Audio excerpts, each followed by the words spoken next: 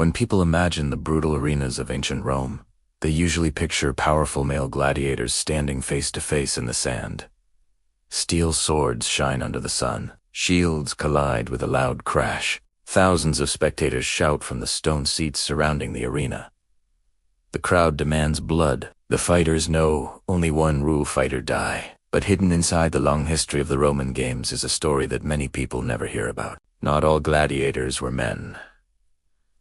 Some of them were women. They were called Gladiatrices. For centuries, historians debated whether these female fighters truly existed. Ancient texts mentioned them only briefly, almost like strange curiosities, because Roman society was strongly controlled by men. Many scholars once believed these women were simply exaggerations or myths created by writers, but modern discoveries changed everything. Archaeologists found proof that women really did fight inside the arena. One of the most famous discoveries appeared in the ruins of the ancient city of Halicarnasse. There, carved into marble, historians discovered a relief showing two women standing proudly in the arena. Both hold swords. Both carry shields. Both are clearly dressed as gladiators. Their names are written beneath them: Amazon and Aquilia.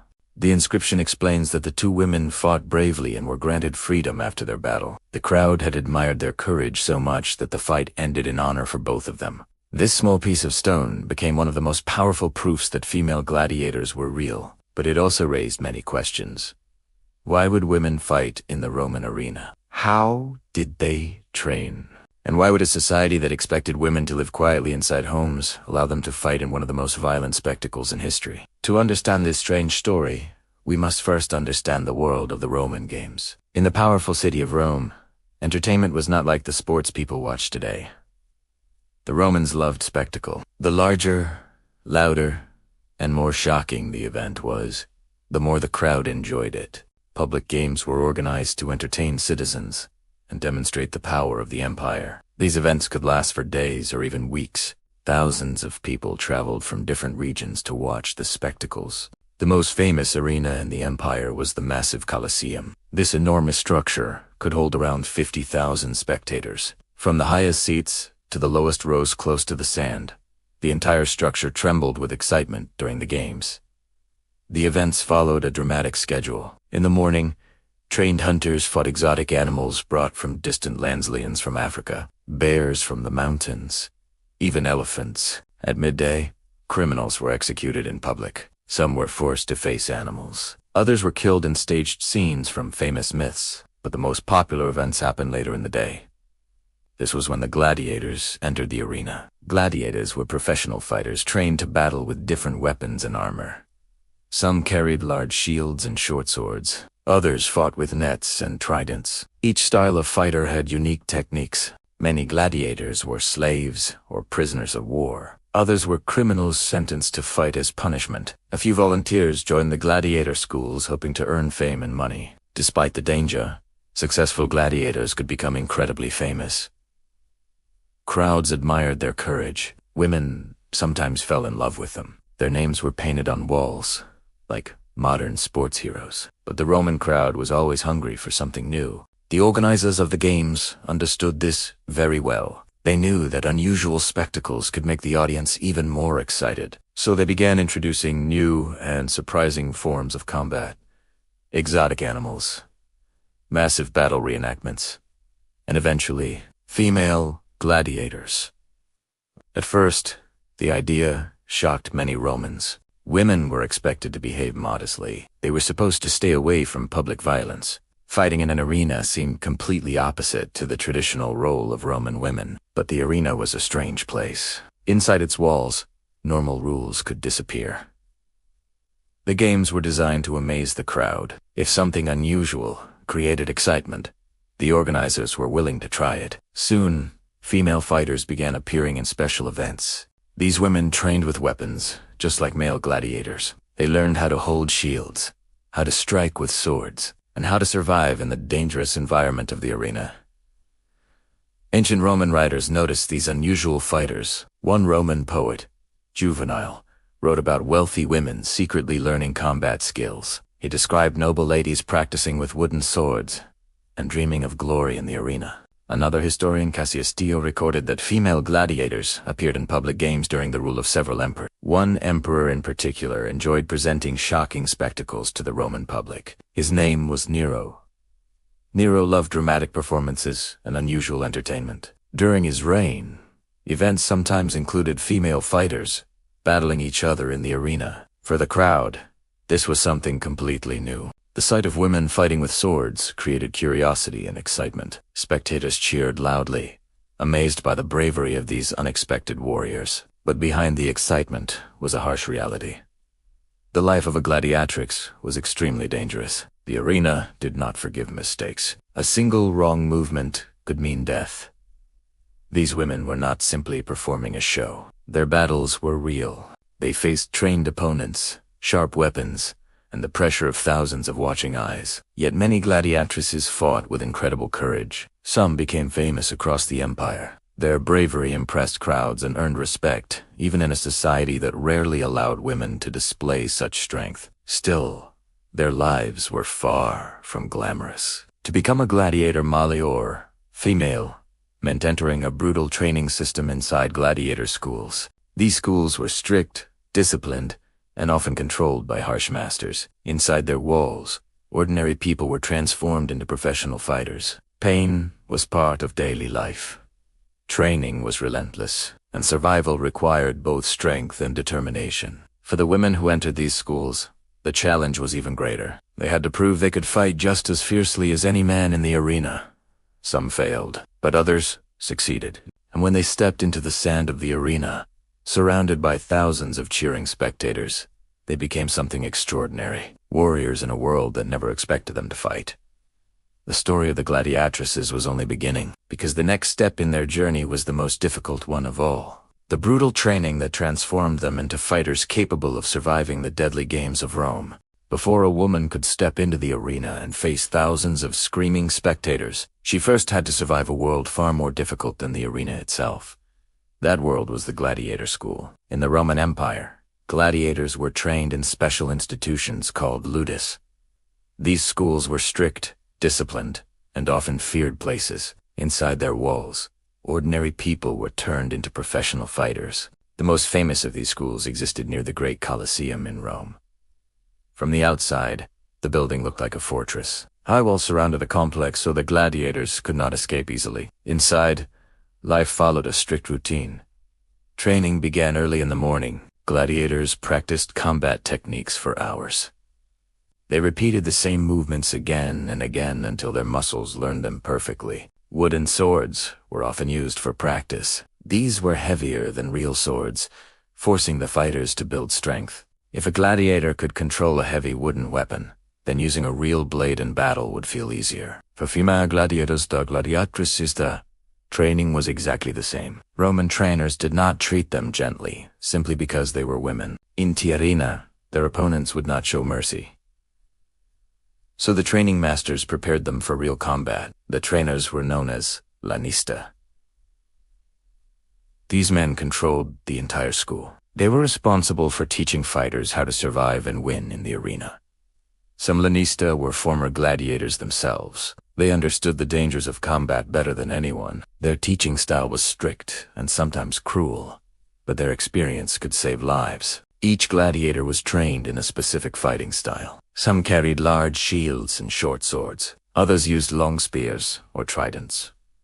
Some fighters wore heavy armor, while others relied on speed and agility. Female gladiators often fought in lighter armor so they could move quickly. They trained with swords, daggers, and shields.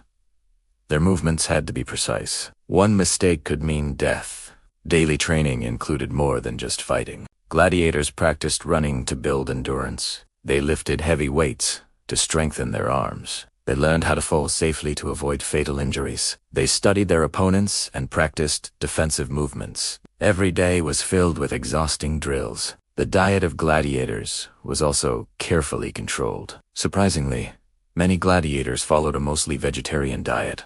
Ancient writers described them as barley men because they ate large amounts of barley and beans. These foods helped build strong muscles and maintain energy during training. Female gladiators followed similar diets. They needed strength, just like the men. Despite the harsh conditions, gladiator schools were not completely hopeless places. Some gladiators were treated like valuable investments. Training a fighter required time and money. If a gladiator died too quickly in the arena, the lanista lost that investment. Because of this, skilled fighters were sometimes protected carefully. Doctors worked inside the schools. In fact, some of the best medical knowledge in the Roman world came from treating gladiators. Doctors studied injuries, learned how to heal wounds, and developed new medical techniques. These treatments helped injured fighters recover and return to combat. For gladiatrices, however, the challenges were even greater. Roman society did not expect women to fight. Because of this, female fighters faced criticism and curiosity from the public. Some Romans admired their bravery. Others believed it was shameful for women to fight in the arena. Ancient writers often describe female gladiators as strange or shocking. But once the crowd saw them fight, many spectators changed their opinion. The arena respected courage above all else. If a gladiatrix fought bravely, the crowd would cheer just as loudly as they did for male fighters. Inside the gladiator schools, friendships sometimes formed between fighters. Training together every day created strong bonds. Gladiators understood each other's fears and struggles. They knew that one day they might face each other in combat. But until that day came, they helped each other survive the brutal training. At night, the fighters slept in small rooms inside the school. The doors were often locked to prevent escape. Guards watched over the complex. Life inside these schools could feel like a prison. Yet many gladiators accepted this life. Some hoped to win fame. Some dreamed of earning their freedom. A successful gladiator could receive a wooden sword called the rudis. This simple object meant that the fighter had earned release from the arena. For many gladiators, the rudis represented hope. Female gladiators sometimes earned this honor as well. But reaching that moment required surviving many dangerous battles. And before they could face those battles, they had to prove themselves ready. When a gladiator completed enough training, the lanista decided whether the fighter was prepared for the arena. If the trainer believed the fighter had skill and discipline, the gladiator would be scheduled to fight during the public games. For the gladiatrices, this moment was both terrifying and exciting.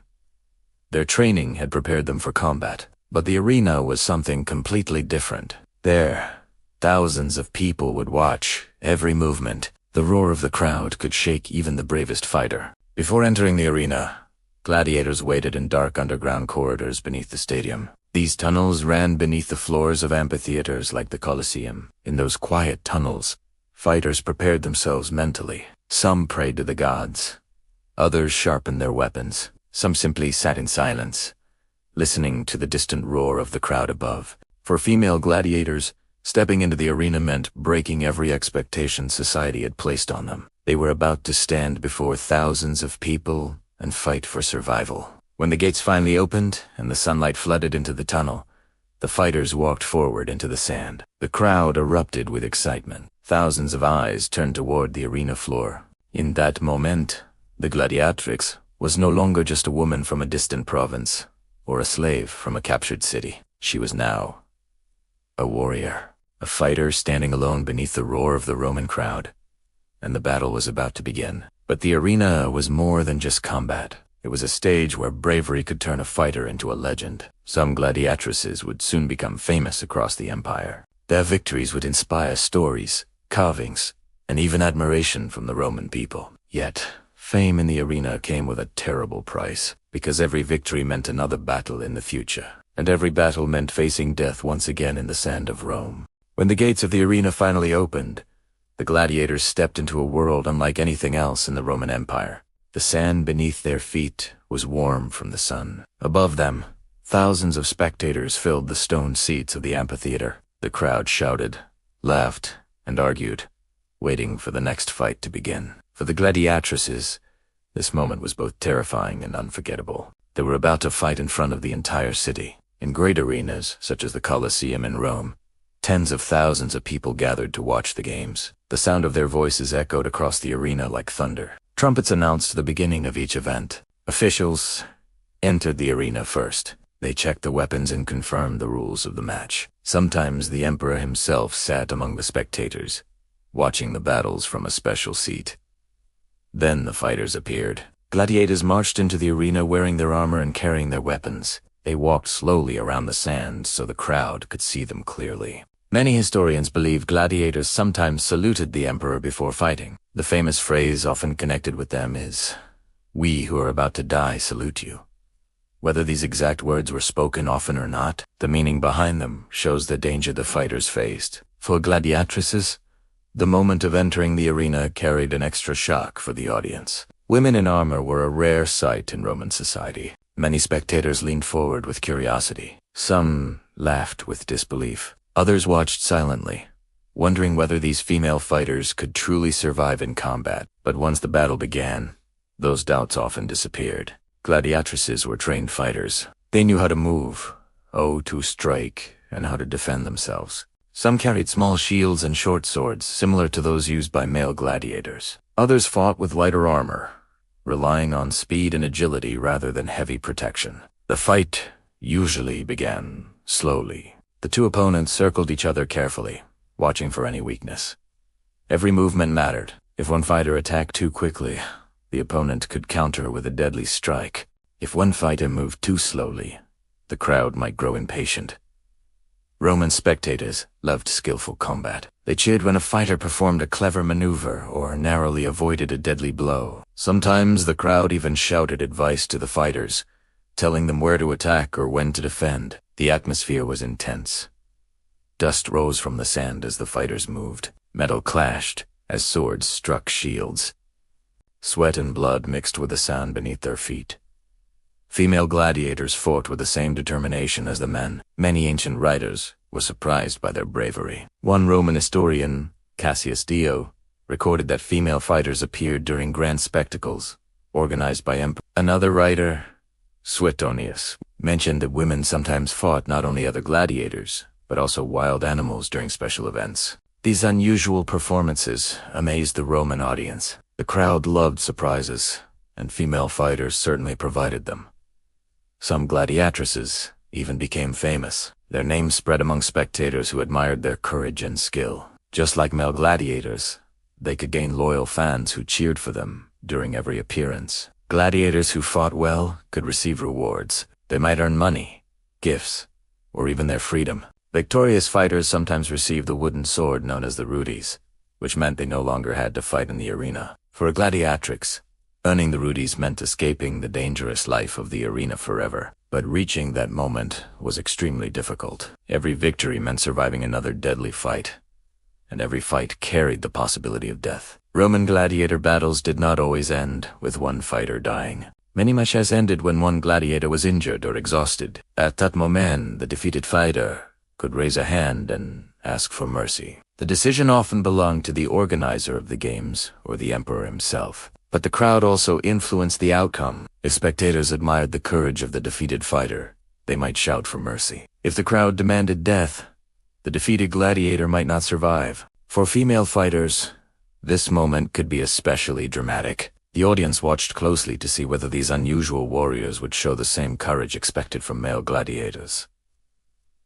And many did. Some gladiatrices fought bravely even when wounded, refusing to surrender easily. Their determination impressed even the harsh Roman crowds. One famous example of female gladiators appears in a carved relief discovered in Holocaust. The carving shows two gladiatrices named the Amazon and Achilea fighting each other. Both fighters survived their battle and were granted honorable release. This suggests their combat was so impressive that the organizers decided to reward them both. Stories like this show that female gladiators could earn real respect in the arena. Yet the arena remained a brutal place. Not every fight ended in honor. Some gladiators died in front of thousands of spectators. Their bodies were carried away while the crowd waited for the next spectacle. The Roman games were designed to entertain, and the safety of the fighters was not always the first concern. For the gladiatrices, survival required not only skill but also luck. A skilled opponent could end a life in seconds. A broken shield or a slip in the sand could lead to disaster. Despite these dangers, some women continued to fight again and again. Victory brought fame. Fame brought money, and sometimes fame brought something even more powerful: freedom. But the lives of these female warriors did not always end happily. Many gladiatrices remained trapped inside the violent system of the Roman games. Even when they became famous, their future was uncertain. They were still part of a brutal form of entertainment, controlled by powerful men. And while the crowds cheered for their bravery, the Roman elite began to grow uncomfortable with the idea of women fighting in the arena. Some senators believed these spectacles damaged the dignity of Roman society. Others feared that allowing women to fight in public could weaken traditional social values. As time passed, this growing discomfort would lead to an important decision. A decision made by a Roman emperor that would change the fate of the Gladiatrices forever. Because the era of female gladiators in Rome was approaching its end.